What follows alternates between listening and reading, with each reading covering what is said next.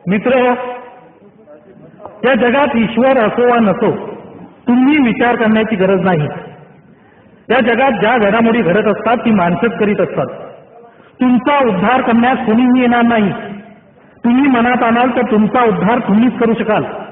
पंढरपूर, त्र्यंबक, काशी, हरिद्वार त्या ठिकाणी यात्रा करून, एकादशी, सोमवार वगैरे उपवास करून, शिवलीलामृत, शनी महात्म्य, गुरुचरित्र इत्यादी पोथ्यांची पारायण करून तुमचा उद्धार होणार नाही. तुमचे वाडवडील हजारो वर्ष या गोष्टी करीत आले तरी तुमच्या शोचनीय स्थितीत तसूभर सुद्धा फरक पडला नाही. तुम्ही केलेल्या उपोषणांनी तुमची उपासमार कळली नाही.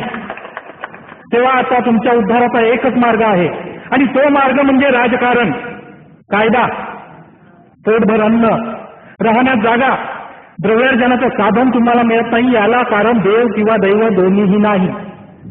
तुम्हाला अन्न वस्त्र देणं, निवासस्थान देणं, शिक्षण देणं हे देशातील कायदा करणाऱ्या सत्तेचं कार्य आहे. सर्व सुखांचा आधार कायदा आहे. तेव्हा कायदा करण्याची शक्ती पूर्णपणे हस्तगत करा. लक्षात ठेवा, समाज जागृत, सुशिक्षित व स्वाभिमानी असेल तरच त्याचं सामर्थ्य वाढेल. 100 दिवस मेंढरागत जगण्यापेक्षा एक दिवस का होईना पण सिंहासारखं जगलं पाहिजे.